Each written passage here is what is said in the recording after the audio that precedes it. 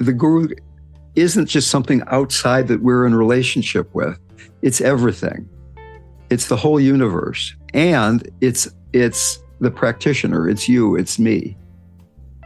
That it's not something that is there only when we're feeling holy and sacred.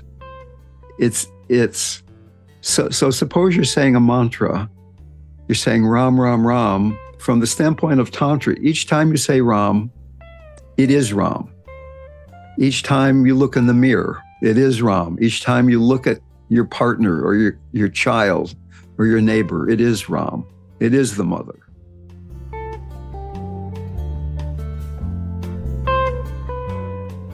Welcome to Dale Borglum's Healing at the Edge. We are very happy to share with you Dale's profound insight and open heart. Please go to BeHereNowNetwork.com/Dale to support this podcast. Hi, everyone. Welcome to the podcast. This is Aurora Leonard. I'm the Associate Director of the Living Dying Project, and I wanted to tell you about an upcoming 2-day online CEU training workshop that RamDev Dale Borglum is leading on March 23rd and 24th, so it's coming up. Every year between January and March, Dale facilitates his signature Healing at the Edge training workshop for anyone interested in conscious living and in working with the dying. And particularly if you're a licensed psychologist, therapist, social worker, nurse, or acupuncturist, you would have the ability to receive 15 California state-approved continuing education units. If you're a psychologist, you can also receive APA-approved credits. And if you're a social worker, you would also receive NASW credits. And if you don't need any CEUs or you don't know what I'm talking about, you are still able to register for this wonderful workshop.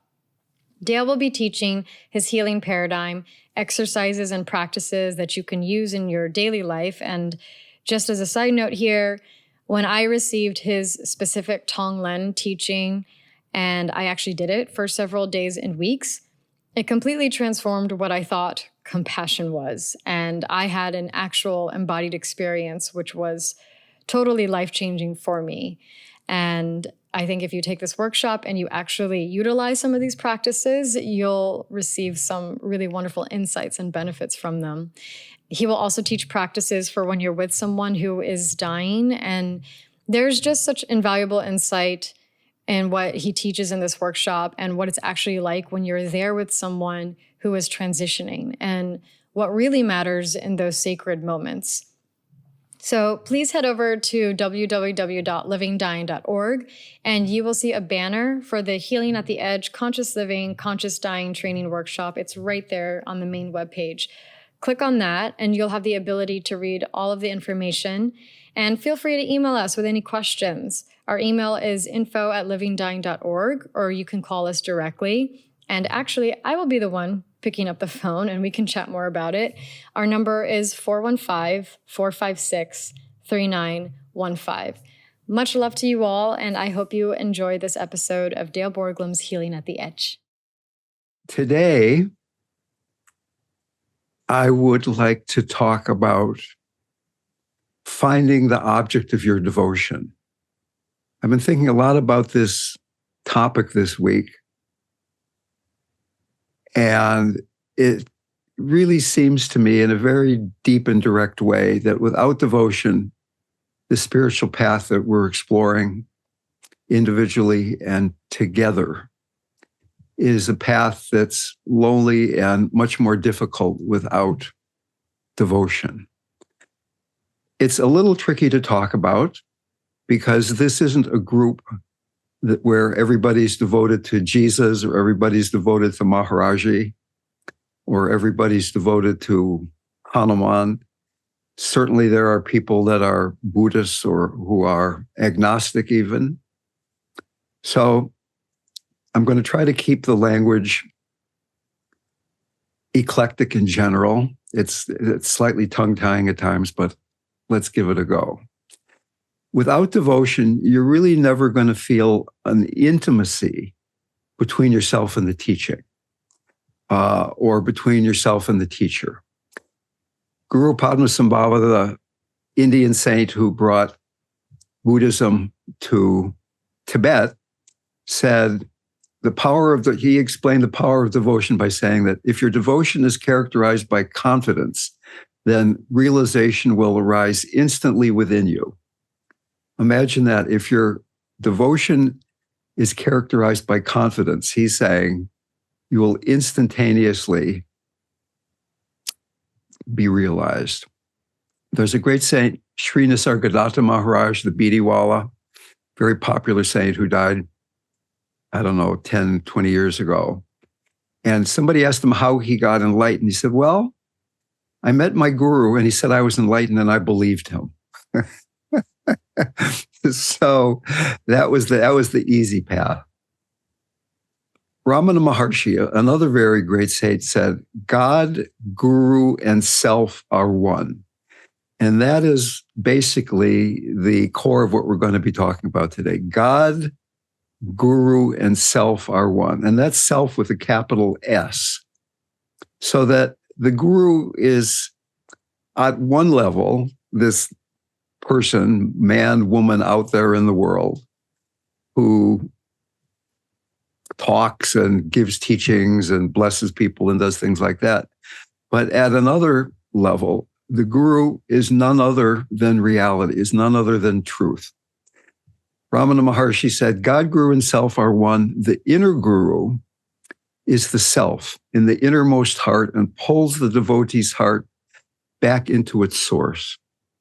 When we think we are the body, we then often think that the guru has a body.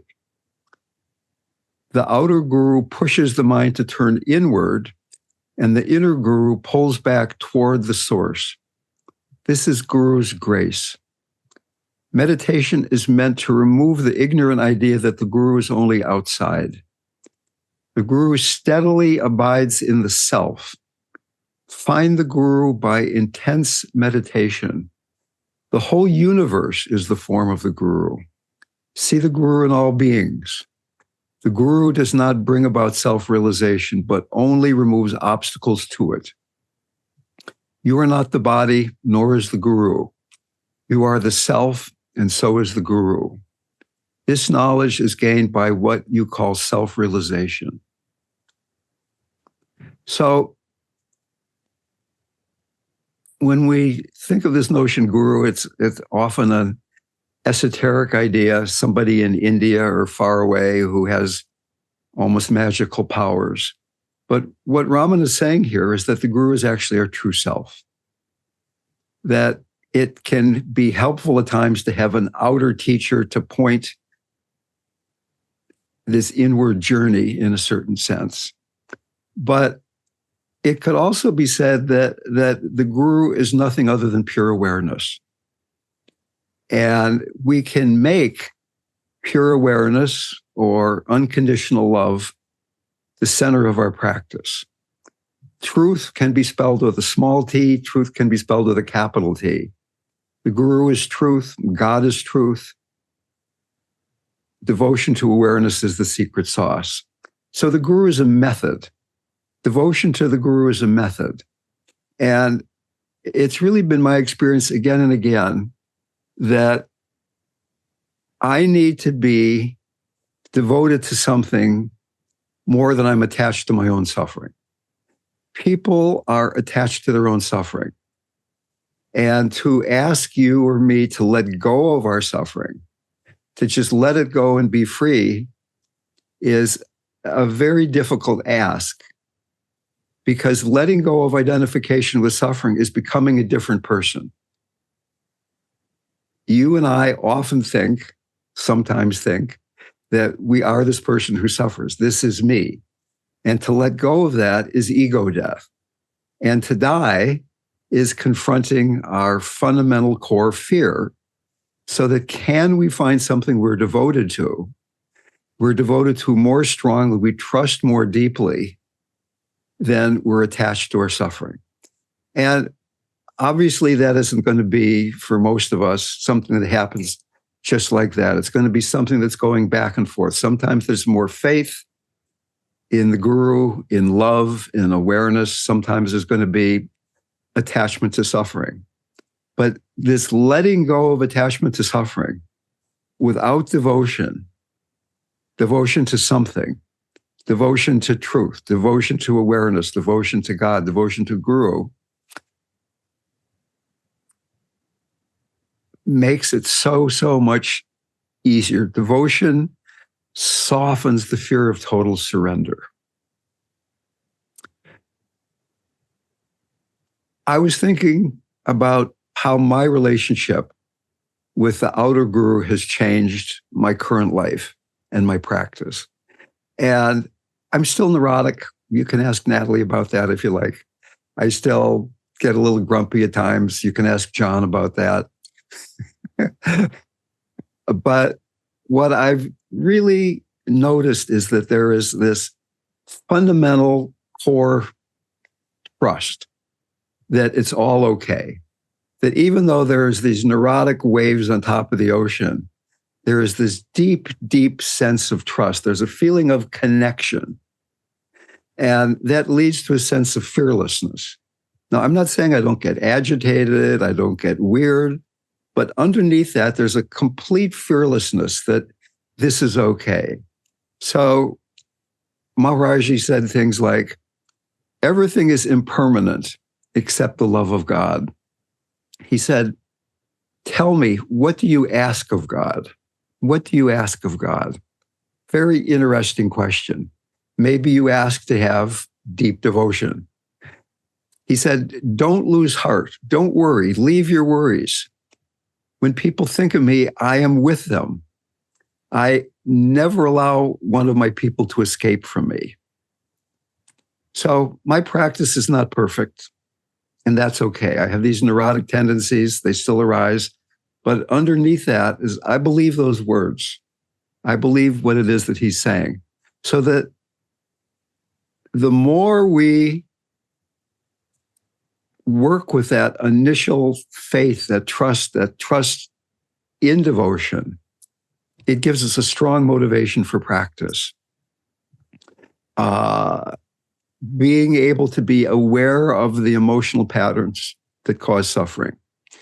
We often miss the forest for the trees. We're often so busy with this little problem and that little problem that we're not aware that this whole process is unfolding within the grace of the Guru, within God's embrace, if you will.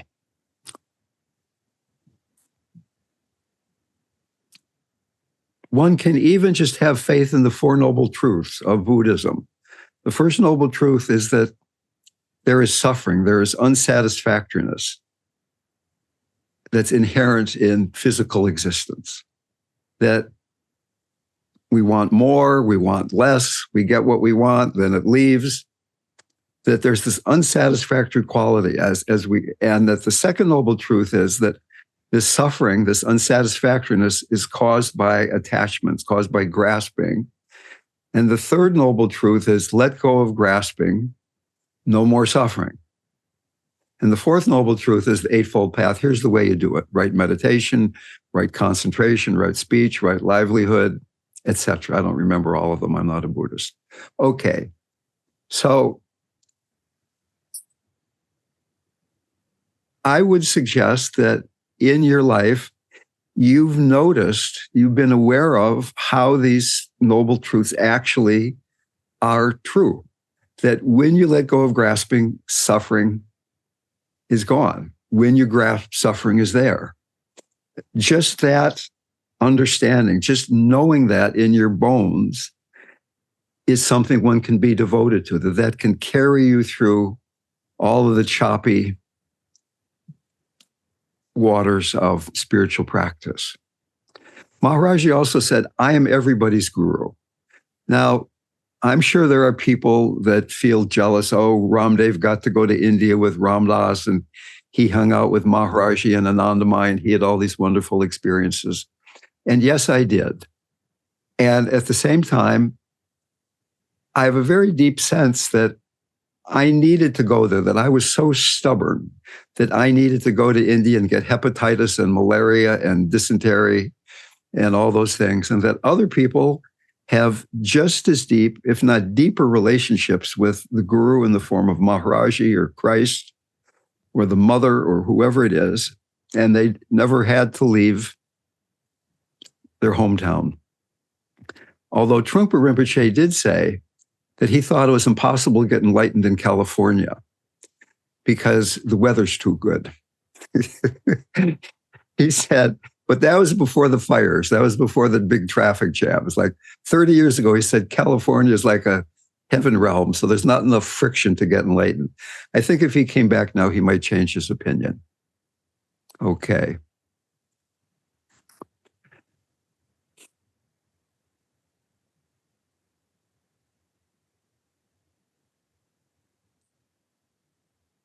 Here's another quote by Trungpa. The very notion that you'll get something from the guru is one of the most difficult preconceptions to break through.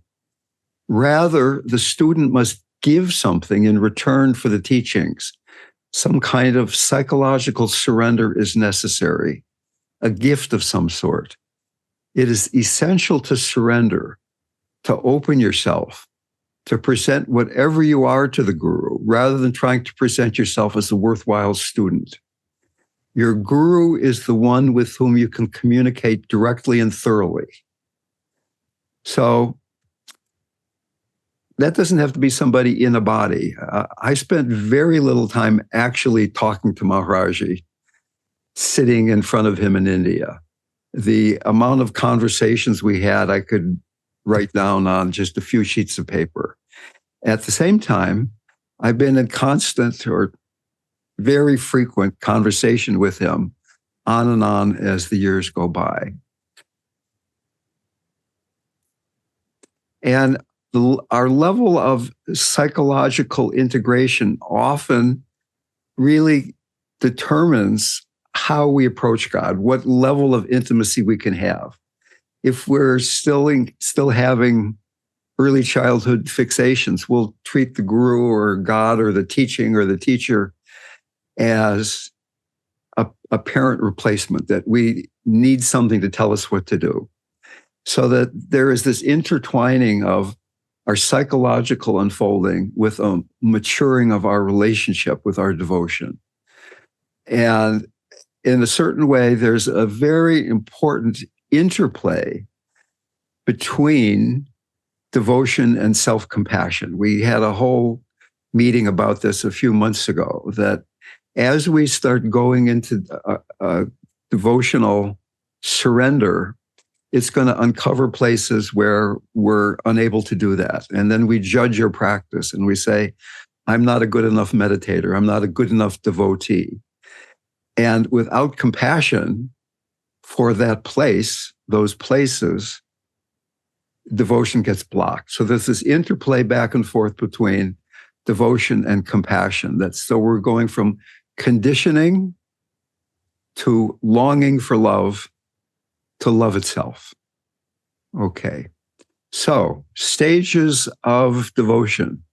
The first stage of devotion, this invocation stage on our healing paradigm, it's where we're not really feeling it yet. We're wanting, we're yearning. We felt it before. We've heard people talk about it. We've read about it.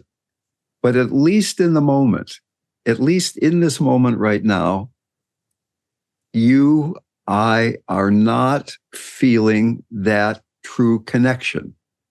There's a sense of incompleteness, a sense of longing, a sense of wanting something that isn't there, but you believe it could be there.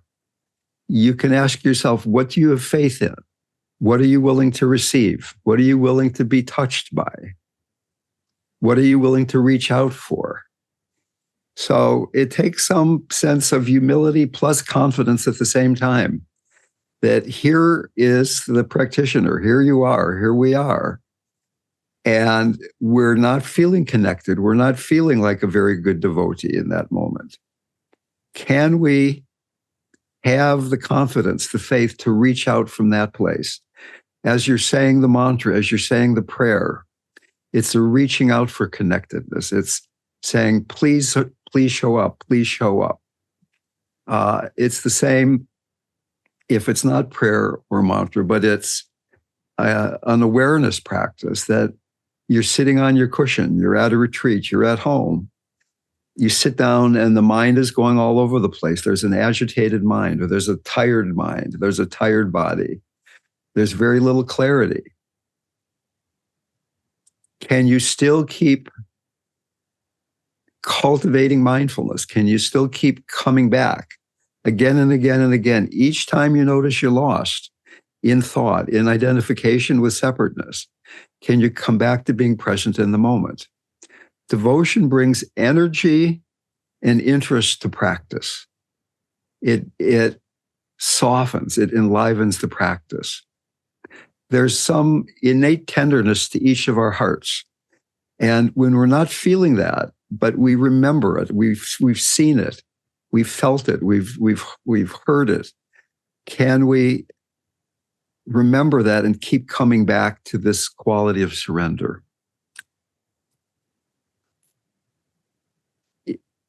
Watering the seeds of our innate tenderness. And certainly, as we've talked about before, being grounded and centered, being embodied is a very strong support for this beginning stage of practice. Doing this with the mind is difficult. I'm saying bringing in devotion. How does devotion unfold in the body? How can you trust the body? How can you devotion is opening to that which we trust. That can happen through the heart, reaching out to the guru, to God. It can happen through the mind by cultivating mindfulness. It can happen in the body by trusting the message of the body, by dropping down into the base, the first chakra, the second chakra, the third chakra, inhabiting the lower part of the body. And as we do that more and more, the heart begins to open because we're seeing very clearly how suffering is arising, how suffering is being created. It goes back to that trusting the Four Noble Truths, that as we sit there, as we reach out, we notice how grasping is causing suffering. And we have this innate tenderness, this innate kindness, wholeness inside of us that we touch momentarily again and again. We begin to move toward that. And as we do that, the heart begins to open. And it's a very different kind of devotion then. There's a sense of peacefulness, a sense of connectedness, a sense of spaciousness, a warm heart, a connected heart, a spacious heart. Maharaji said, I am always in communion with you. Nityananda said, be peaceful. I am everywhere. Okay, so what would your practice be like if you believed that? This heart stage of devotion where no matter what the contents of your mind, no matter how neurotic you happen to be being in the moment, you're trusting that you are resting, you are supported, you are protected by the sense of presence. Protected doesn't mean you're not going to die. It doesn't mean your child's not going to get sick. It doesn't mean you're going to get a C- in trigonometry, right? but it means that you're protected, that it's all okay. Maharaji said, let go of your worries. Imagine if you had no anxiety, no worry. That yes, I'm separate. Yes, I've got this body that's getting a little funky sometimes, but I have the support. It's there all the time. What is it that makes it hard to do this? What makes it hard to do this is grief. We've opened up our hearts so many times and been disappointed. We've been hurt. We've been abandoned. We've been manipulated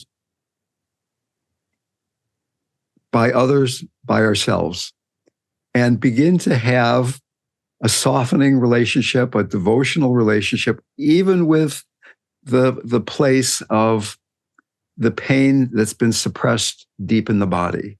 Can we begin to inhabit the body in a way that begins to allow the heart to open? One of my favorite Kabir poems. Oh, friend, I love you. Think this over carefully.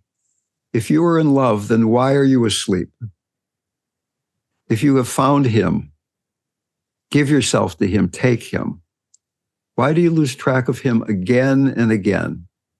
If you are about to fall into heavy sleep anyway, why waste time smoothing the bed and arranging the pillows?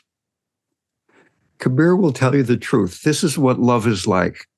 Suppose you had to cut off your head and give it to someone else. What difference would that make? And this metaphor of cutting off your head it's clearly a metaphor, or maybe it's beyond a metaphor and it's real. But at least it's this metaphor of no matter what the mind is doing, what difference does that make? We're whole. That story about Nisargadatta saying he got enlightened by believing his guru, and his guru said, you are whole. And he believed him. And Maharaji says, I'm always in communion with you. Believing that, then who cares what's going on in the head? I mean, you've got to use the head, the mind. It's a great tool. It's a necessary tool, but it's not the master. The master is the guru, the self, our true nature that's always there. And then we get to tantric devotion. Tantric devotion is a whole other level of being with the guru. That the guru isn't just something outside that we're in relationship with. It's everything. It's the whole universe. And it's the practitioner. It's you, it's me. That it's not something that is there only when we're feeling holy and sacred. So suppose you're saying a mantra, you're saying Ram, Ram, Ram. From the standpoint of Tantra, each time you say Ram, it is Ram. Each time you look in the mirror, it is Ram. Each time you look at your partner or your child or your neighbor, it is Ram. It is the mother. So now the notion, the relationship with the guru is completely changing. It's not me and this one thing out there, and we have this very juicy back and forth going on, and isn't this great, me and my beloved? It's everything. It's the war in the Middle East. It's Donald Trump might get elected. Some people are scrunching up their face on that one. I won't mention any names. Okay. It's receiving grace in every moment. It's the difference between Tantra and yoga. In yoga, we're trying to control things, what goes into our mouth, what goes out of our mouth, how we're moving our bodies, how we're breathing, purifying ourselves, and waiting for grace. In Tantra, we're receiving the grace. We're ready to receive the grace. Each moment is grace. So that as each moment unfolds, can we be with it nakedly and directly, or do we have to conceptualize it? Do we have to think about it? Do we have to categorize it? Do we have to have a fixed point from which to perceive our experience? Or can we just be receiving the grace of each moment? In some way, tantric devotion is really about having a very deep relationship with the sacred feminine, yearning to connect with God in all form, all energy, all matter. It's all the mother. And then, of course, the guru is taking on all form. Maharaji, when asked, what is the best form to worship God? He said, every form. Ramakrishna said, our duty is to fall down and adore where others only bow. Can we adore even this simple moment of us having this conversation about devotion? Does it get us lost in our heads as we're having this conversation? Or is it possible that this moment itself is an expression of that devotion? In tantric devotion, we merge with the deity. We become the deity. The deity becomes us. And we're basically exchanging our fixations with the content of our experience that cause suffering for more subtle fixations with the relative deity. So we're going from being identified with the content of experience to having this loving relationship with experience to now the experience is the relative deity. And as we love the relative deity, we love the picture of Maharaji or the idea of Christ or the statue of the mother. It then finally opens up into the final stage of devotion, which is non-dual devotion. That there's nobody even being devoted, that God, Guru, and self are one and are everything. That beyond concept, beyond trying, beyond effort, that we've so merged through devotion with the relative deity that the absolute deity, the oneness, it's all one, that truth is revealed. Now, one can hear this truth, it's all one, it's a great idea, and yet it sure looks like the Republicans are different from the Democrats and the Palestinians are different from the Israelis and the on and on and on. And we're not denying these very real physical plane differences, but we're tuning into this deeper level of consciousness itself, of pure beingness, of pure presence. And having been around people, beings living from that state where they are resting in that wholeness, there is such a sense of fearlessness, such a sense of everything is okay. When we were around Maharaji, it was clear that all the forces of nature, all the crazy people coming and going, all the weirdness of the physical plane, that everything was going to be okay, that he was not, that God, that this presence was of total support moment to moment. It's hard to remember that when I'm here in America, when I'm in a traffic jam, when I'm dealing with all of the emails that I get from the Living Dying Project. A few days ago, I got 120 non-junk emails one day. Whoa, okay.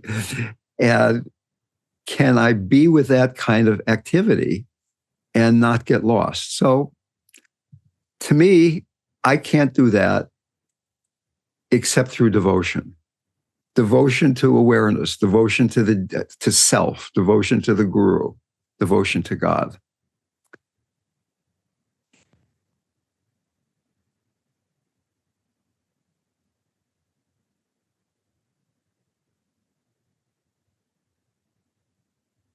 So right now, just ask yourself, what are you devoted to? What are you willing to receive? What are you willing to be touched by? I've thrown out a lot of words about devotion, and not even a guided meditation here, but just asking yourself, is there something you're more devoted to than you're attached to your own suffering? And might it be that at times the answer is yes, and at times the answer is no, depending on how sticky the suffering is in that moment. And we can spend a lot of time working with the obstacles to devotion, having embodied mindfulness, supporting compassion for our conditioned emotional responses. But at the same time, we can be on the other track of deepening devotion no matter what the circumstance is, making God, Guru, and self the practice, that each moment is relationship at whatever level, invocation stage, heart stage, tantric stage, non-dual stage. Each moment is this living relationship with what you're devoted to. And it so much then softens, contextualizes all the difficulty, all the imbalance in life. Without it, to me, this time in which we're living, this early 21st century, is such a fraught time. There's so much out of balanceness, so much suffering, so much divisiveness. And we can get angry about that, we can push back, or we can go into our devotion and then respond from that place and trust that which we're devoted to.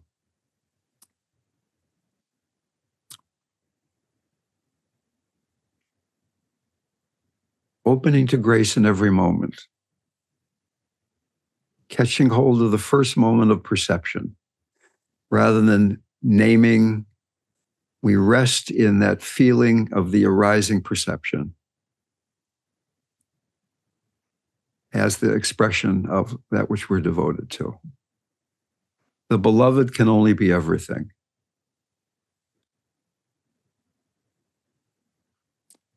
Okay, so let's now have a discussion about that. Anybody like to say something? And I have muted everybody at the beginning of the talk. There's enough people here that we needed to have some muting happening. So please remember to unmute yourself when you want to say something.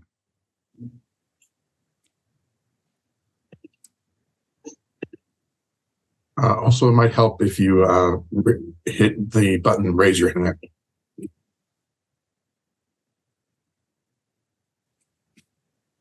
Emily. Hi. Hi there. My sweet, sweet mother passed away this week. Oh, I'm so sorry. Thank you. And when you're talking about, grasping or attachment that causes suffering, how would you find balance between, grasping and, being human really after such a loss? Because I find myself wanting to, listen to songs that remind me of her, or closing my eyes and talking to her.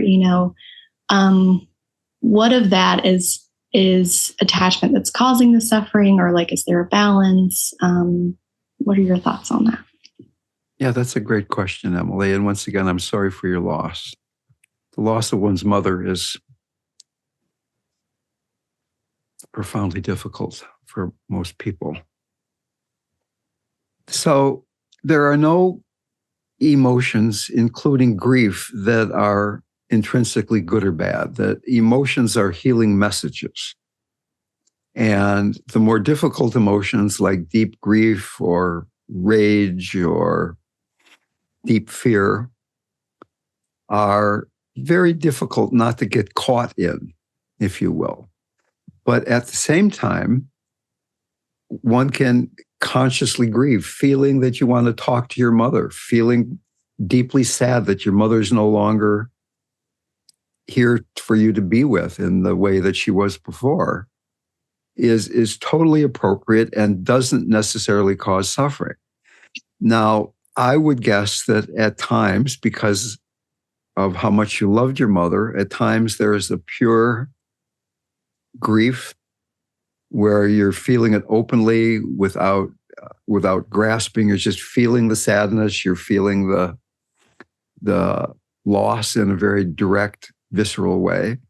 And at other times, there may be some pushing it away. I don't want to feel this now. I don't have the energy to do it right now. Right now, I'm going to do something else. I'm going to turn on a show or take a long walk. I don't want to feel this now, which is fine. And at other times, one gets lost in the feeling. So that one can use grief as an opportunity to deepen devotion. That through the grief, you will probably be getting in touch with parts of your heart that up until now have been at least partly abandoned because of earlier losses in your life. To do conscious grief work, to at least occasionally feel in your body what this loss feels like to you. What are the sensations? What does it feel like in your chest? What does it feel like in your belly? What does it feel like in your throat? What does it feel like in your face? Without saying this is good, this is bad, I've got to fix this, oh, I want more of this, less of that. Just what does it feel like to be grieving? And that will bring you into contact with parts of your heart that you've successfully avoided. You've compartmentalized them away because it's painful. But now this immediate loss has revealed all of this other suppressed loss. So it's not just your mother, it's all the loss and being with that. So don't be hard on yourself. Don't say, I'm not doing it right. There's no right way to grieve. But certainly at times, this conscious grief work I'm talking about of being present with what you're feeling can be incredibly, incredibly useful. And when you're not able to do that, when you're getting lost in that, in grief, then have compassion for that part of yourself when you notice how lost you are. And the other thing that is often not talked about, you did say you were having conversations with your mother, but very often after someone dies, we forget that they've never been so, excuse me, they've never been so available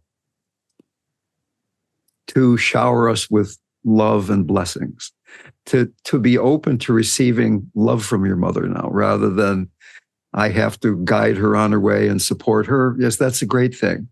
But she doesn't have a body to take care of anymore. She doesn't have a house to keep clean anymore. She doesn't have all that stuff to do. All she needs to do is be up there, be on her journey and loving you and the other people that she loves. So what is your mother's first name? Her first name is Denise.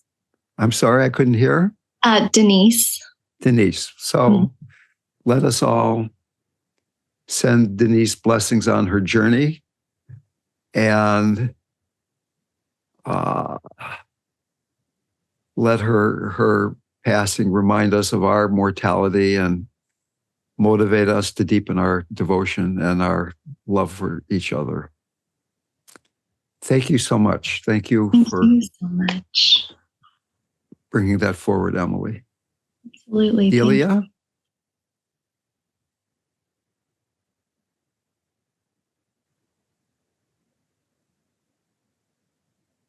Delia, did you want to say something?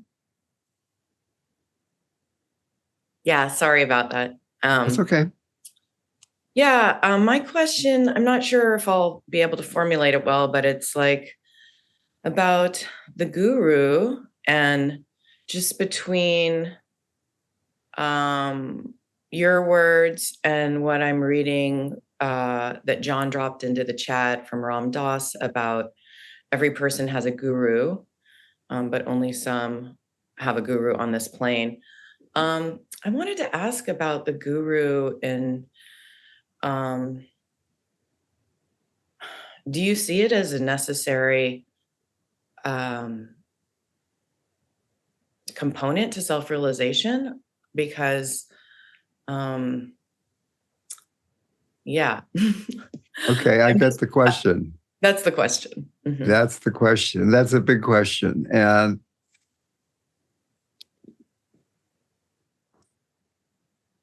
a lot of these teachers, a lot of these traditional people from Asia say, you need a guru. And it's necessary for self-realization. So I guess the first question is, are you wanting or expecting to get fully enlightened this lifetime, Delia? And like in the Buddha's day, the Buddha said, 1 out of 1,000 people enter the path, really, and out of 1,000 that enter the path, only one gets to the end. That's 1 out of 1,000,000. So that there are certainly people that find realization spontaneously without having a teacher. My feeling is that everybody does have a guru. Maybe you don't meet her or him on the physical plane. Maybe it's not a him or a her. Maybe it's a more non-anthropomorphized non-being, if you will.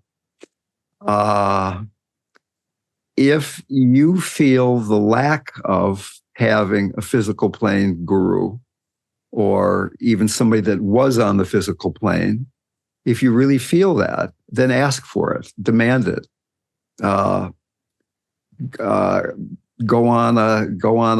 Start picketing God and saying, "Where's the guru? Where's the guru?" Have a sign. Walk around your bedroom holding that sign up, and I mean, I'm kind of kidding, but really, very directly saying, "I want that." But I think for a lot of people, that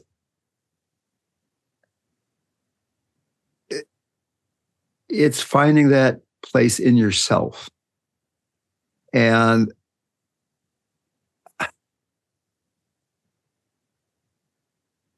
I admit that being with Maharaji in a very direct way changed my life.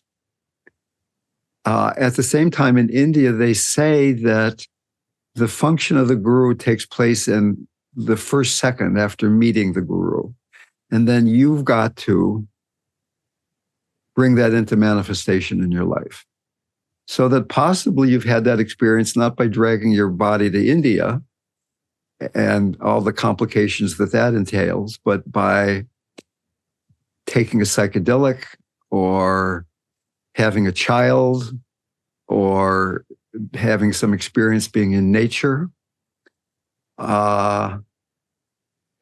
So I guess my response would be that the guru is present in your life right now in some form or another, and connect with that level. And if it's your karma or your fate that you're supposed to meet somebody on this form or another form, that's going to happen. And feeling that lack, you can ask for it. My relationship with Maharaji has changed quite dramatically. A lot of people who were with Maharaji had much more relationship with him as a physical being. If you ever pay attention to Krishnadas, he's talking about, he lived there with Maharaji for a bunch of years. He did all these things together. For me, it was much more an inner thing. It was a level of consciousness. It wasn't so much about his body or about a picture over on my altar that I can pay attention to. So I'm kind of weaseling around from answering your question too directly, I know.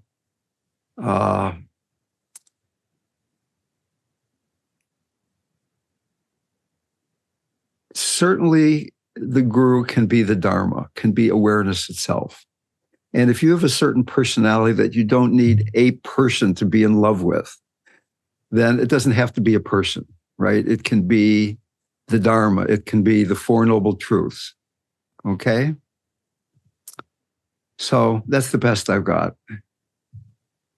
And Thich Nhat Hanh, the lovely, lovely Vietnamese Buddhist teacher, said that in this day and age, the Buddha has become the Sangha, or maybe he said the Sangha has become the Buddha, that it's not that guy out there with the statue, it's us together, that this group of people, us here talking together, is the Buddha, right? That it's not one person. And when I was younger, there were a lot of really wonderful teachers. I went to India and I met so many seemingly enlightened beings, and a lot of them were coming here to the Bay Area.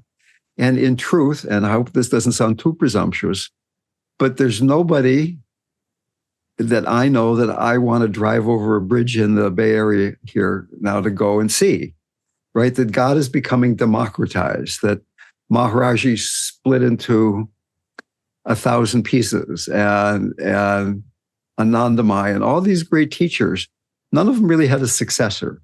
And even in Tibetan Buddhism, where there is supposedly the next reincarnation of the Karmapa or of Kalu Rinpoche, it seems that at least the younger version is not quite the older version yet. So it's finding the guru where she is.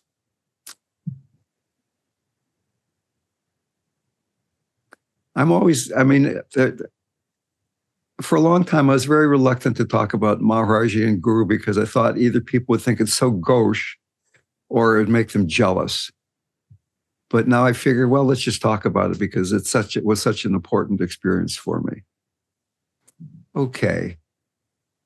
Krista Lee, thank you for that, Delia. I really give you all my blessings for finding what you're looking for there. I mean, not that I can make a change, but I really hope. No, I'm good. Thank you. I have so much direct experience of the divine that I'm like trying to understand, like, am I supposed to find a guru? Like, is there some reason why I need someone to be a go-between or not a go-between, but like, is not what I'm discovering through my own direct experience enough? I guess that's probably the second part of my question, but I really liked how you answered it. It really helped orient me both towards how you think and like also just a helpful framework for me.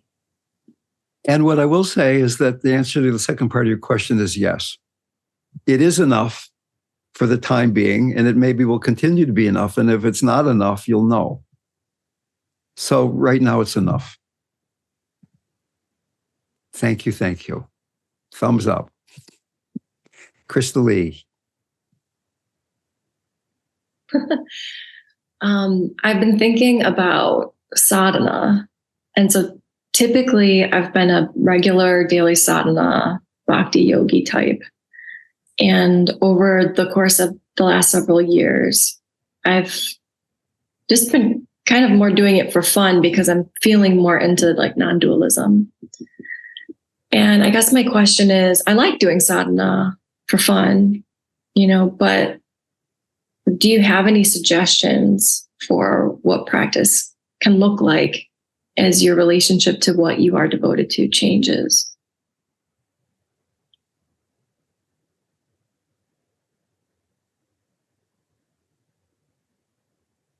Well, as we begin sadhana for the beginning and a lot of the intermediate stages of practice, we're practicing not for fun, but out of some sense of desperation, right? We want to suffer less. So there's some sense of inadequacy, poverty. I'm practicing because I want to be happier. And then as practice deepens, we start becoming happier. And we're not practicing because of need. And what happened for me, I suffered really a lot when I was young. RamDev said I had the longest dark night of the soul of anybody he'd ever met. And I got to a point where I wasn't suffering so much. I stopped practicing. I figured, okay, I got what I'm looking for. I'm not suffering. Life is pretty chill here. And after a while, after a bunch of years of that, 5 years of not practicing much, I started feeling another yearning, a yearning for something deeper, something more than just happiness, right? A sense of, can I really be in deep presence all the time? So that as long as you, Krista Lee, or anybody is still getting caught in emotions at times, which I think everybody in the room is, including me, that there still is reason to practice. There still is, you say doing it for fun.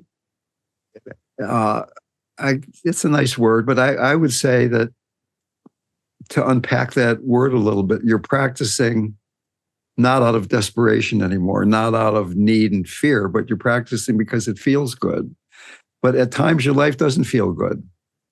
At times there are personal situations going on in your life, potentially, that you contract around, that separate you from your connectedness, from the guru, from your true self. So as we get closer to the goal, the obstacles get at the same time more subtle and yet fiercer.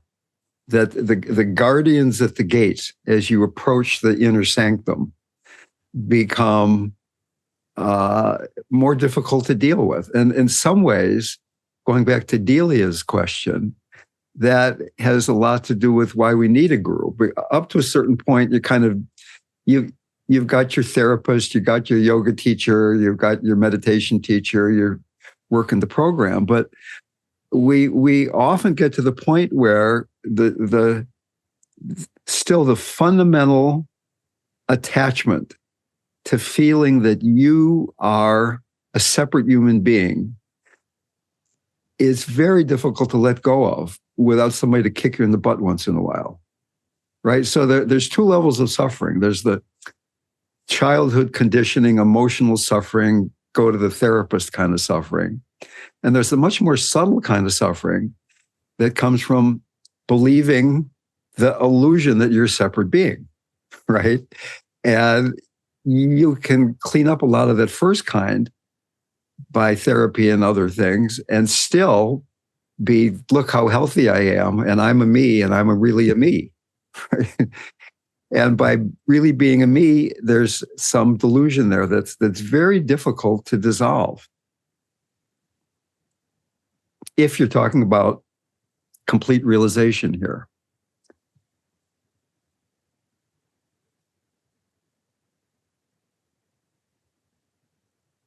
Who is it that's having fun? Who is it that's enjoying practice, right?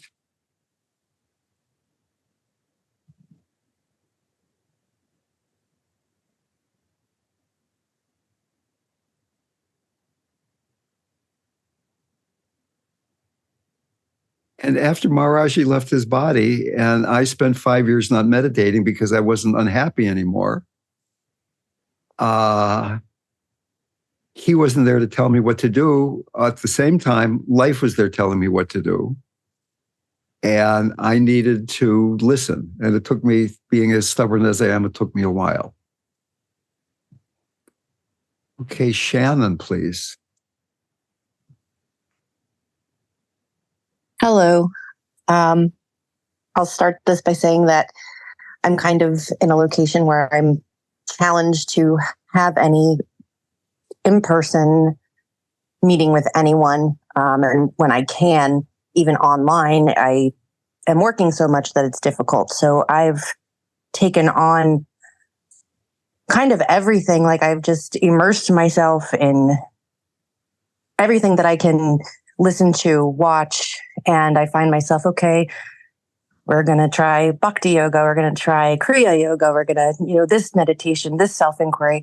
Is there a danger or a drawback to immersing myself? So like, obviously there are certain things that I am more drawn to that I do a little bit more, but I feel like maybe I'm actually inhibiting myself by doing so much.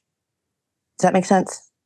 So much variety, and instead of, you're like digging a lot of shallow wells instead of one deep one, and you might never find the water, you mean? Yes, yes, precisely.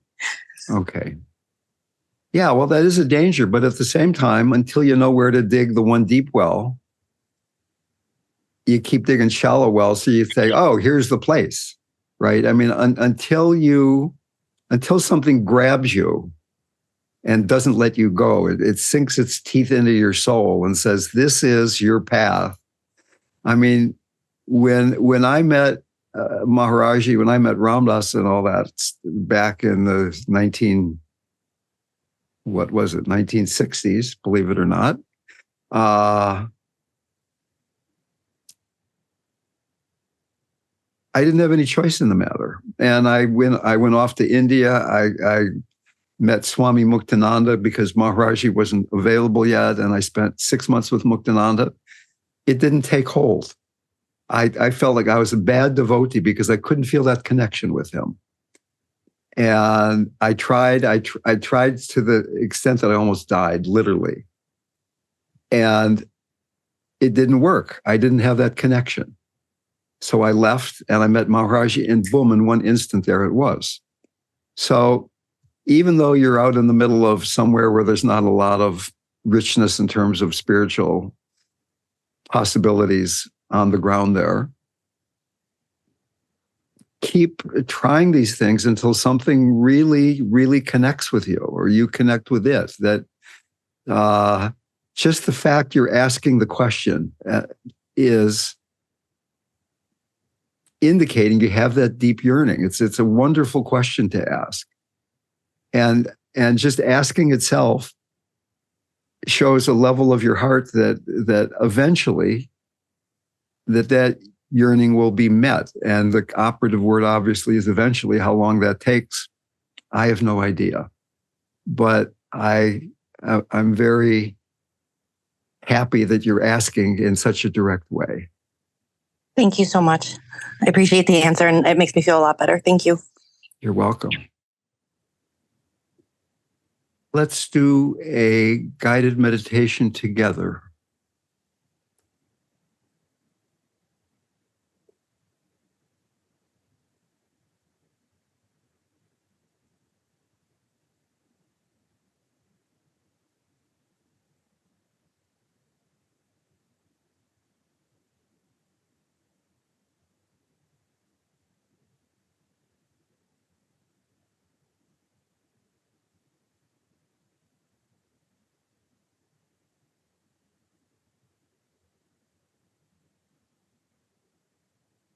Ask yourself, what are you most devoted to? What do you trust the most?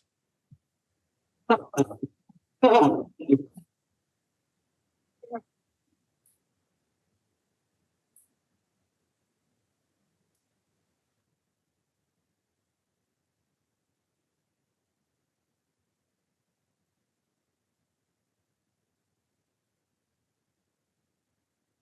then please invoke that. Begin to open to receive, to deepen trust in God, Guru, Self, in the Dharma.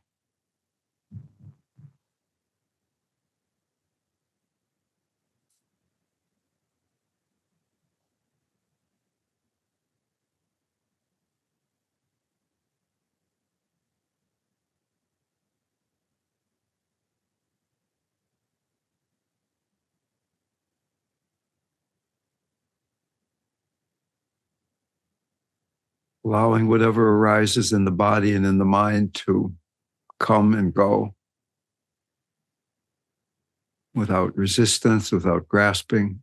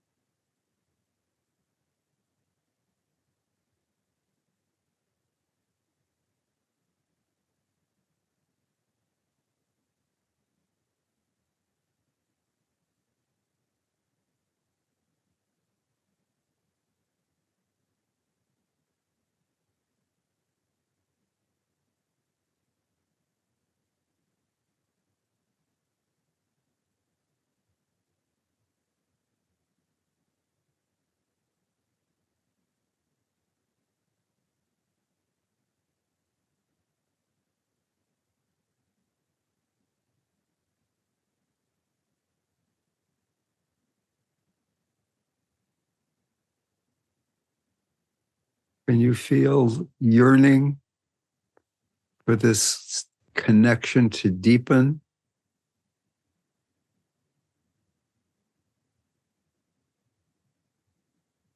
Can you feel the yearning without conceptualizing it?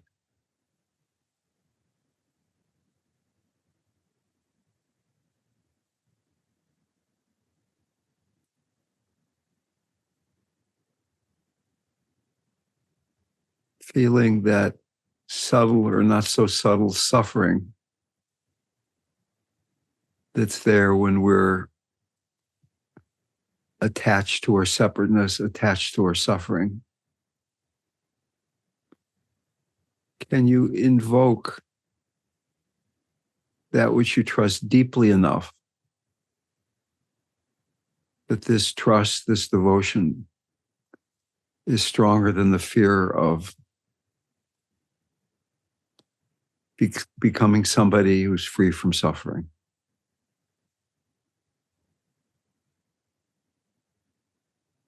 Becoming some unknown being that yet is so familiar.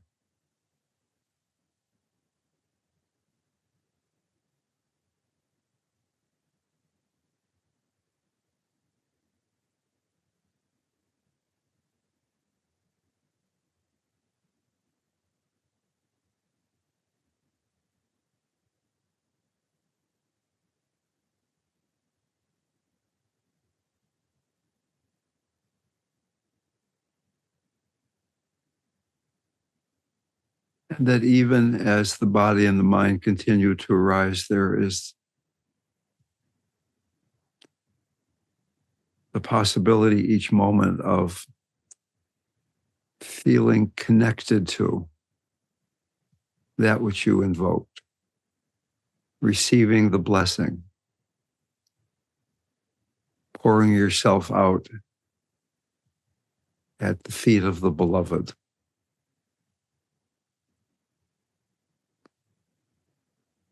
Losing yourself in adoration.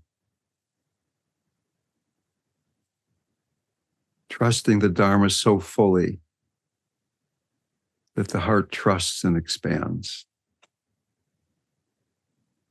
boundlessly.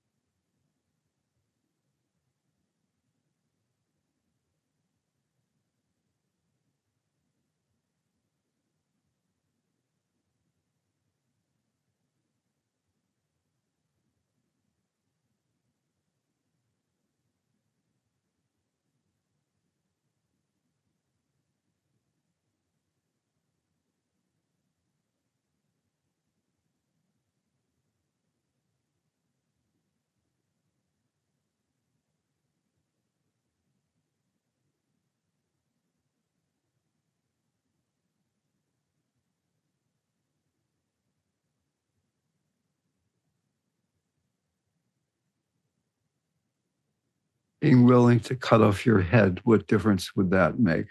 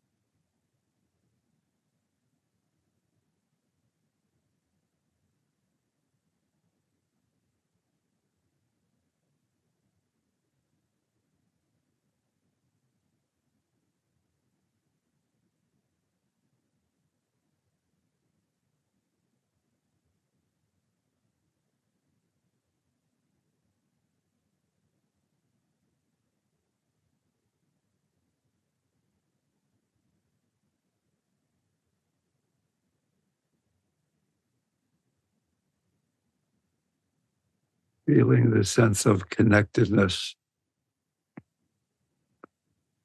so immediately that whatever arises is revealed to be simply another expression of the beloved. That each arising can be worshiped, can be loved, beyond pure and impure,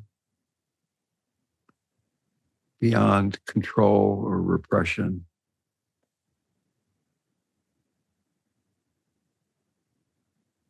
The body, a microcosm of the whole universe. Each cell of your body, each atom in the universe,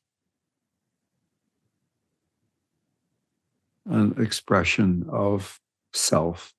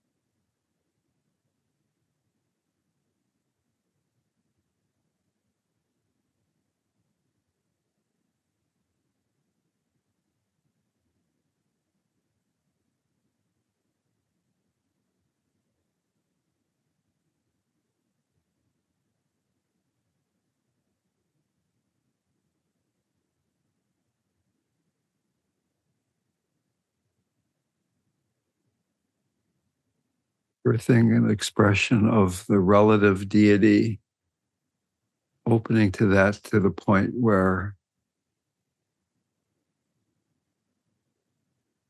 we realize it is all of one nature, the absolute deity that is the one truth, the one source.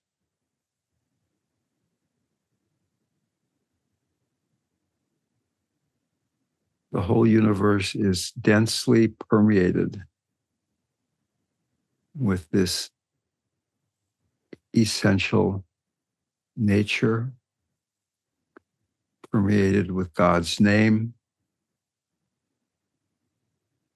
but with devotion, we can remain in this non-dual state.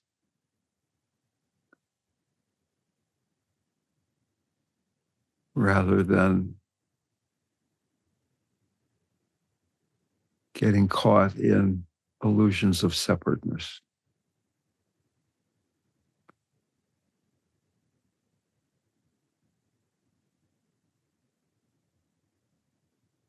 No one to create effort,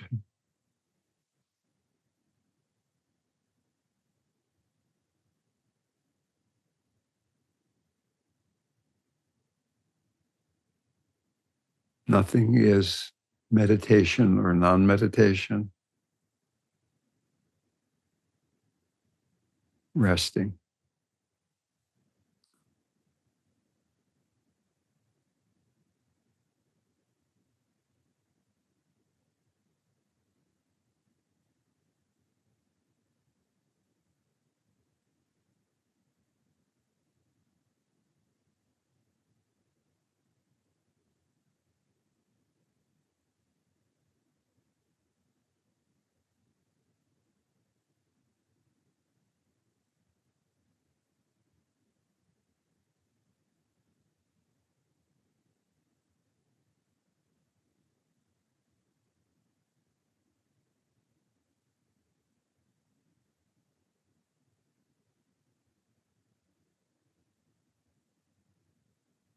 Devotion without effort. An expression of our true nature flowing freely.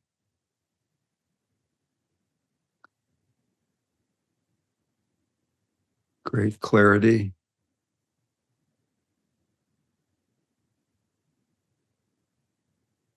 Non-grasping.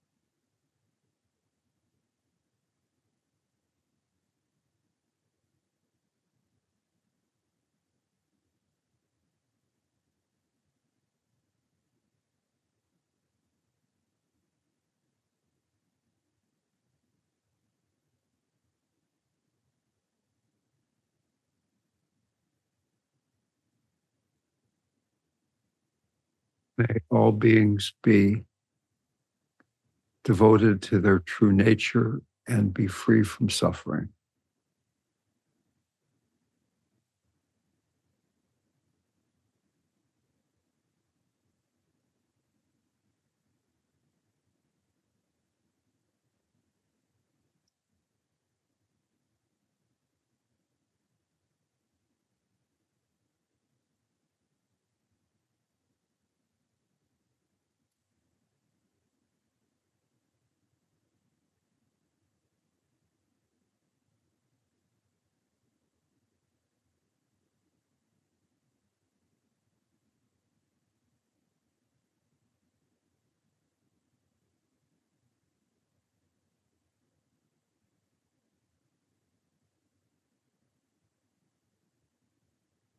For the remainder of our time here together, let's explore the possibility of remaining in this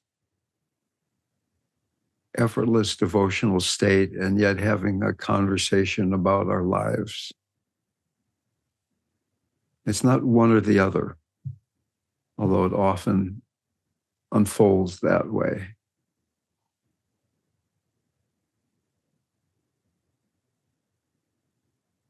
Being in the world, but not of it.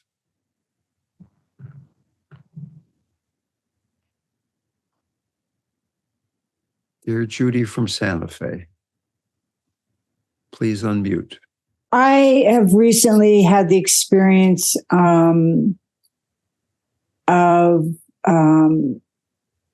working with fear in terms of stepping into and not resisting what I thought it should be, which is what I was doing. Fear for me is a form that actually I find, there's contraction and this crinkling at the edges, but it's a form I love. And I'm in the unknown. I can't see where I'm going. I don't know. I'm afraid. And at the same time, there's this crinkling at the edges, but I am full. I love fear. If that's, fear is love. I don't know if that's describing it well. There's, you know how fog reflects light? There's light in the distance and it's beautiful. I mean, the whole thing is beautiful. Fear is swirling around me and it's absolutely beautiful. And I have absolute confidence and faith and devotion, if you will, that I can be with this and work with this and everything's fine and perfect. I'm so aware it just gets more and more subtle. There's some, I'm working with resistance, which actually is fear, I think, pretty much so at this point. But there's this, I get confused with this attachment. There's almost kind of a head attachment. And I'm not quite sure how to work with the attachment. You said head attachment? Yeah, I'm aware that the attachment it's in my head. If I drop down and step into. And so the challenge is to stay dropped down. It comes up, and at a more subtle level.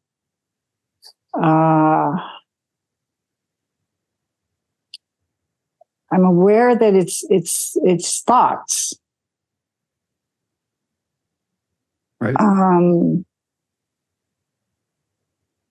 But I get attached, there's attachment there. That's where the attachment happens.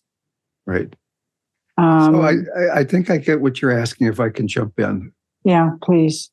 And I love those images of the light on the fog and the crinkling around the edges. It's very lovely. Yeah. So it's kind of like I was talking before the meditation. I don't remember who I was talking to about that subtle level of suffering where we're identified with our separateness. Right. So you love the fear. or at least love, not grasping and not being caught in the fear. There's this spaciousness, there's this wonderful thing happening. But then what happens when there's enough space, when there's enough non-grasping, any place where you're still believing, where you're still caught in this feeling of separateness, that's going to keep coming up. Right. So it's my experience of deeper meditation when I'm at retreats is that the mind gets really, really still. It's like spacious. It's wonderful. I didn't really think of crinkling at the edges, but I know what you're talking about. It's this very pleasant, beyond pleasant. I mean, it's almost like ecstatic at times, openness. But to remain there really means letting go of who I think I am, that I'm the separate Dale guy who's separate from this Judy person, right? And staying in that open space that's so wonderful is the dying of separateness. So it's okay to dip your toe into it occasionally, right? But there's a you who's saying, well, I'm going to come back and I'm going to take charge again. Let her play, let her do that thing for a while. But there's the separate Judy who needs to know that it can always come back. And it gets more and more subtle. One can have strong practice, one can be pretty neurotic in a lot of ways, but that final letting go, this radical surrender permanently. I was talking to somebody just a few days ago where we were comparing our metaphors for that. For me, it's like I'm on the edge of a cliff and I'm just holding on with my fingernails. And I know that if I let go, I'm going to fall, but there's no bottom. I'm not going to crash into anything. It's going to be fine. But I'm still holding on with my fingernails to this conditioned separateness, this delusion that's the cause of all suffering, right? And it's just gradually deepening devotion to the point where I can finally trust letting go. So that it reminds me of that RamDev metaphor where he says the spiritual path is like jumping out of an airplane and partway down realizing, oh, I don't have on a parachute. And then further way down realizing it's okay because there's no ground. But you're in that place between no parachute and no ground. You're falling and you think, oh, maybe there's going to be rocks coming up in the air. So I should be worried about this and grab on climb back into the plane, metaphorically, if you will. We all do that until we don't. And the fact that you're noticing this is wonderful. It's great. And to go beyond that is for most people the practice of a lifetime, if not more. Yeah. And to begin to be with that subtle fear and watch it arising, not just when you're meditating, but again and again throughout the day. That need to have a fixed stance from which to perceive reality, rather than realizing that our true nature and the nature of reality itself is groundlessness. There's no solid self, and nothing is solid in terms of consciousness, in terms of physics, even for that matter, right? So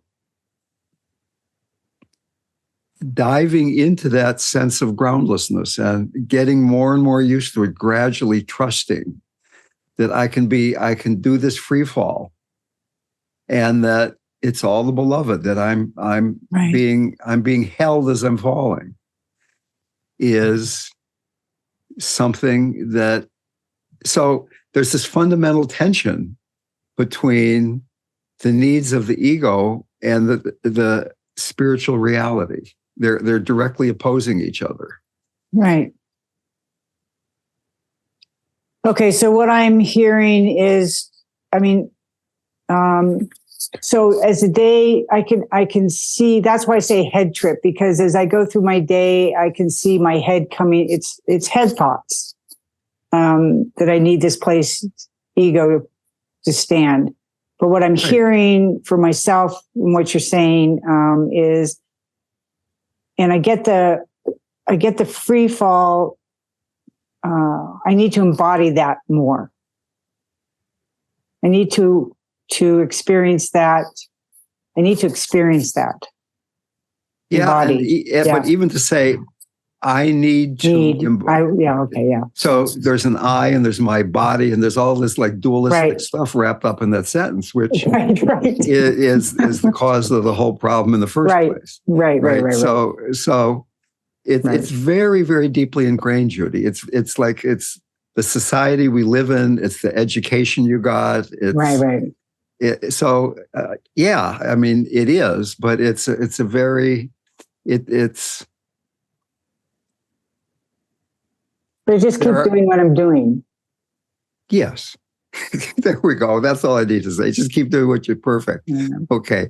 But thank you. So there are two paths according to Ramana. One is devotion, which we talked about today. The other is self-inquiry. Who's doing it? Who am I? But devotion leads to that. Who's devoted? Who's getting caught up in the world in certain ways? And what I'm saying is we can kind of do both of those. That as devotion deepens, as the spaciousness gets more and more pleasurable and ongoing, and then it collapses because this delusion of separateness arises.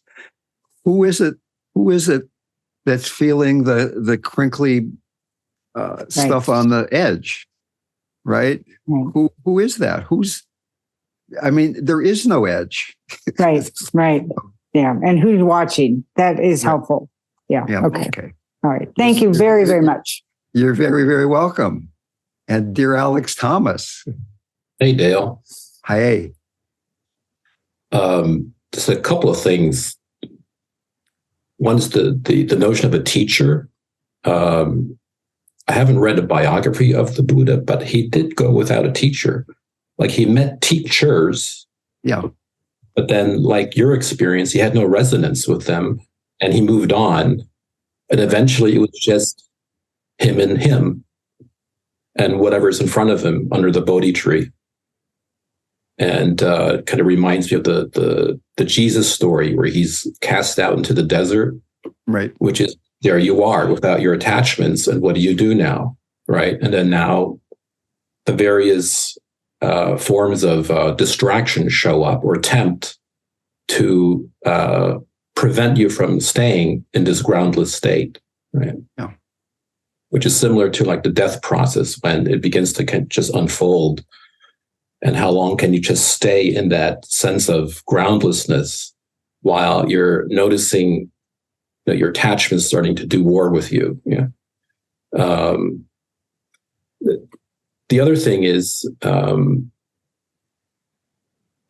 the issue of devotion. Like when I work with couples, one of my interests in life is how do spiritual concepts translate into practical reality. And especially in working with couples, what I notice is that when they come in, many are on the verge of losing their devotion to their marriage, or they have already collapsed.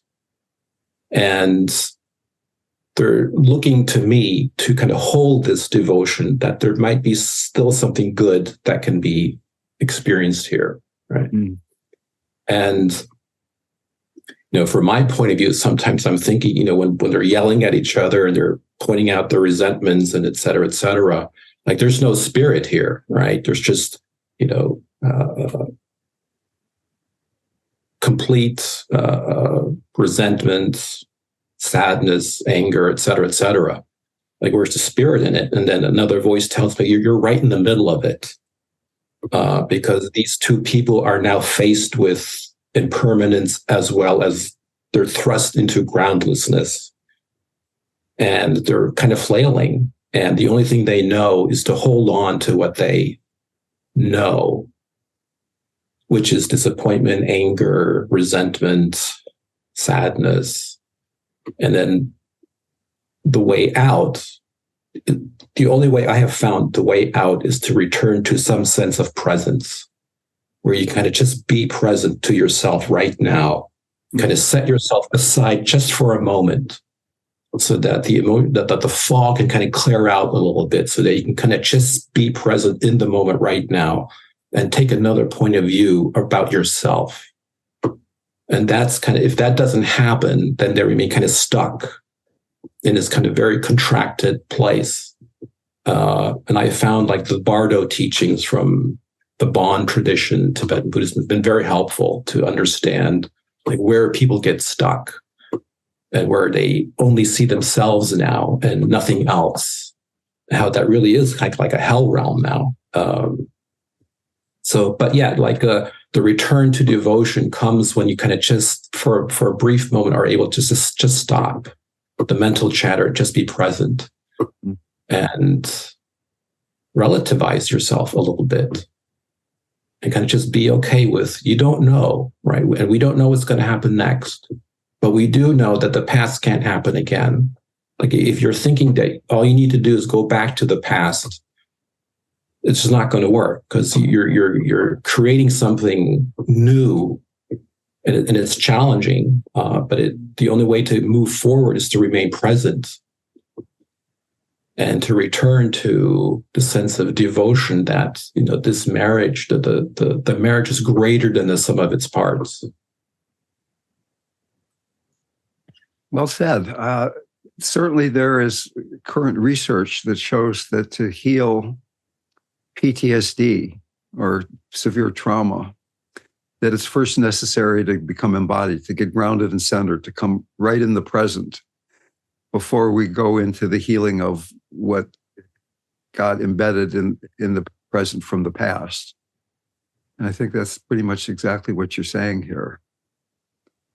The other thing about the Buddha is a kind of a special case. He decided, he decided, I'm going to be the Buddha and be a world teacher, be the avatar of the age. So he had to take all these extra incarnations to develop this profound compassion. There's something called the Jataka tales. Maybe you're familiar with that, where there are these stories of the Bodhisattva, as he was called, on his road to Buddhahood, where he had to take these lifetimes to deepen his compassion. There's one story where he was a wandering renunciate out in the forest, and he heard this sound, and there was a tiger who had fallen into like a canyon or something, had fallen down there and couldn't get out because she had been injured, and she had 2 cubs had gone down with her. So there were 3 of them, and they were all going to starve to death. So the Bodhisattva threw his body into the abyss so the 3 of them could eat him and have enough strength so the 3 of them could survive. It was 3 of them and 1 of him. So he figured, yeah, of course. I mean, math works here, and here's my body.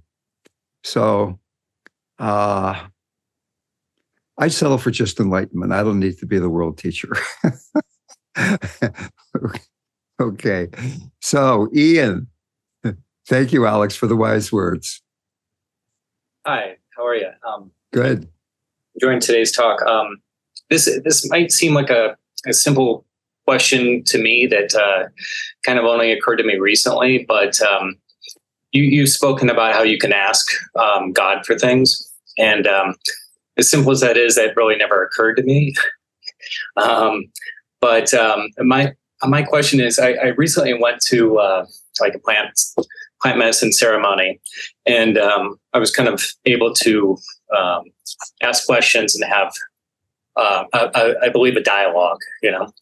So it was very helpful for me. But in my regular everyday practice, I'm trying to develop better listening skills. Like you said, that it took you a long time to hear, and and also, this sounds so simple, but like I spent much of my life agnostic, and like when I was talking about this with a friend, it's like he prays every day, whatever that means to him. And he has that direct dialogue with the divine.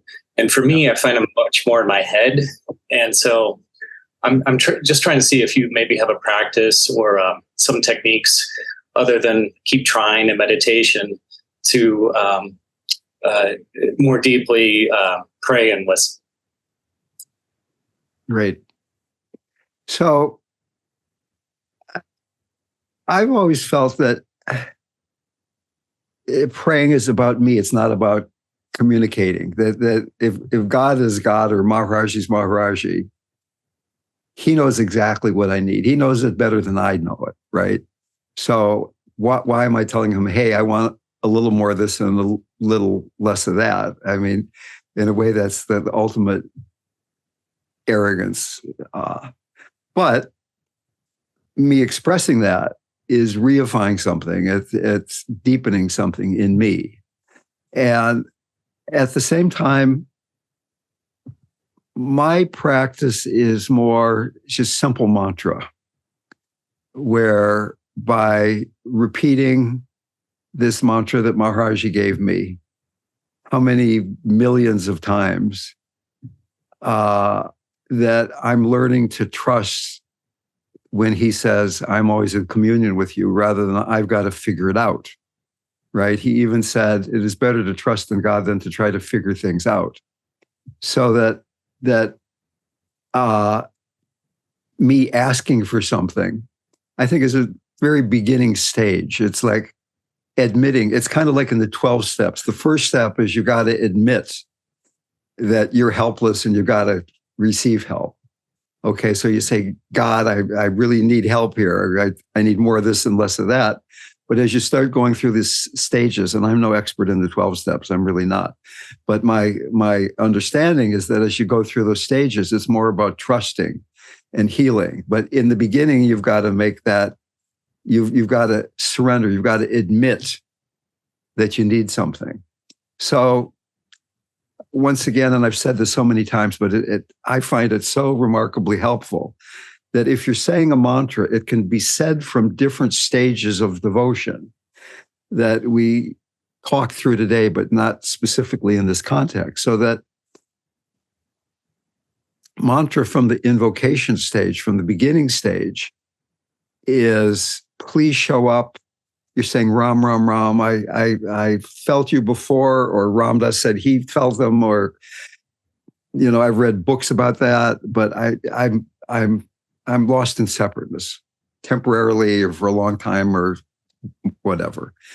And as you just trust, just going beyond the mind is still going to be showing up. The mind's going to be complaining. It likes to have a much bigger field to play in than one or a few repeated words, just like watching your breath. I mean, it's the same kind of thing without.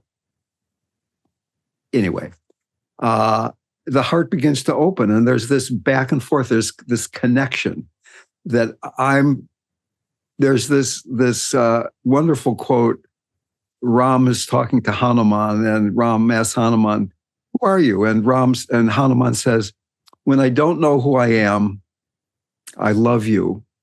When I know who I am you. Okay, right. So now we're at the stage of Hanuman is loving Ram. There's Ram, there's Hanuman. They're two separate things. There's you, the devotee, and the beloved. There's two separate things, and there's this love affair going on between them.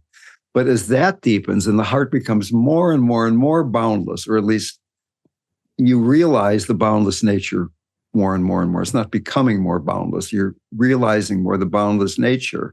And the I fixation is not a big deal anymore. It's just one little point in the vast sky of mind. Then as the identification with separateness, that delusion that we were talking with Judy about just a few minutes ago, as that begins to not be right in the forefront so much, this tantric expression of reality is revealed, that it's all sacred. It's all awakened energy. It's all the mother. Even the part of you in the beginning that was saying, hey, God, I'm complaining. I need some help here. Even the yearning, even the complication is none other than sacredness, purely awakened energy, pure awareness. And then finally, so that God, Guru, and Self are one. Me who's saying the mantra. So like each time I say Ram, I mean, here's the mind-blowing thing. Each time you say Ram, there's Ram. It's not a pointer. It's it, right? That each time you say the name, each time the syllable arises, it's the full expression. Like in St. John, in the beginning was the Word, and the Word was with God, and the Word was God, or something like that, right? And then finally, it all expands into non-duality. So that one can use mantra as a path to non-duality, as a path of deepening devotion. And then as you go into these final stages, you're asking, who's saying the mantra? Who's getting distracted when I'm saying the mantra? And it all feeds into itself in a very, very lovely way. So Maharaji said very clearly, in this day and age in which we're living, the best practice for a lot of people is just saying God's name. And there's this wonderful saint, RamDev, who said the whole universe is densely permeated with God's name. Each molecule, each atom, each sound, each arising is densely permeated with God's name. It's all God's name because God's name is God. Who's saying the mantra? The mantra and the deity of the mantra are all the same, identical. Thank you very much. Keep coming back. It's what I need to do. Thank you. So it seems like I give these really complicated answers and people summarize it in one sentence. Maybe I should learn to do that myself in the beginning. Just keep doing it. Just keep coming back. Okay. So we still have 10 minutes here, 9 minutes. Anybody else want to say anything? The last 2 meetings were all about war. Now it's about devotion. A nice evolution here, hopefully.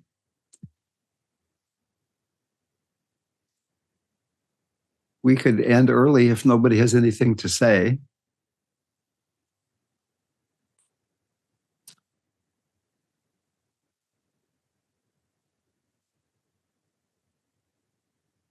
Okay, Hasso, saved by the Hasso bell.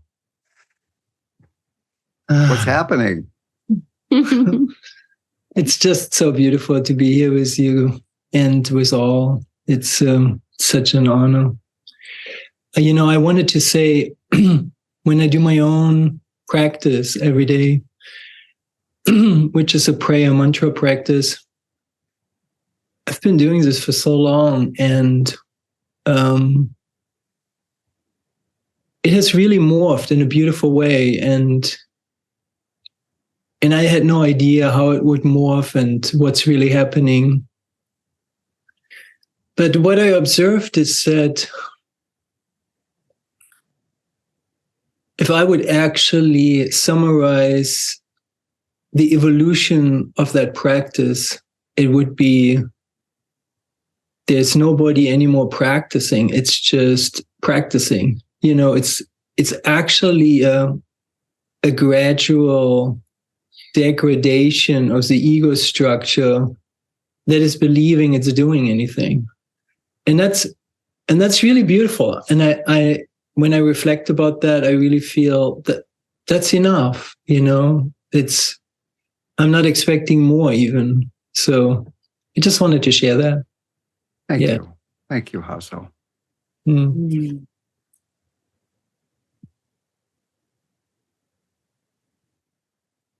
So before we meet again, there's going to be something in the meantime, which is called Thanksgiving. And gratitude is a great support to devotion. There are these common notions of a gratitude journal where you think of 3 things you're grateful for and you write it down in a book. which is lovely, but beginning to explore gratitude as an attitude. Maybe that's the name of a talk, gratitude as an attitude, that you're grateful for each moment. You're grateful for the crinkly edges. You're grateful for the part of you that's trying to figure out the crinkly edges, right? You're grateful for the complication in your life. You're grateful for your enemies, whatever that means. You're grateful for your finite limitations. And this wonderful saint, maybe let's not call him a saint because he's still alive, but this wonderful Christian, Brother David Steindl-Ras, his whole practice is gratitude. He says if you just do one thing, gratitude is enough. And he says that, let me not get it backwards here. You're not happy because you're grateful. I guess it's the other way around. Don't think you should be, oh, I'm really messing this one up. I can't remember which way it goes. People think they're happy because they're grateful, but no, they're grateful. It's the other way around. You got it. I've messed that one up completely. You're happy because you're grateful, not you're grateful because you're happy, right? That's the way it works. You're happy because you're grateful, not waiting to be happy. You're just grateful. Then the happiness arises. Gratefulness is a practice. Gratefulness is an attitude. And I love Thanksgiving. I don't particularly like turkey, but I love Thanksgiving. I used to have a girlfriend who was a Native American shaman. She didn't like Thanksgiving very much for some reason, for obvious reasons, obviously. But when we go beyond the founding of the country and what happened to the indigenous peoples here, deepening gratitude in your life is a wonderful, wonderful practice. So I'm grateful for all of you. I'm grateful for this opportunity to be together, to share these teachings, to feel loved and supported by you. I hope you're finding some value in what we're doing here together, some support, some sense of community. I think community is incredibly, incredibly important right now. One of the people said that they were off somewhere, maybe it was Shannon, maybe I forget who, didn't really have much community. So we have Zoom community. And happy Thanksgiving. Deepen devotion. Much love to everybody. Thank you so much. Bye-bye.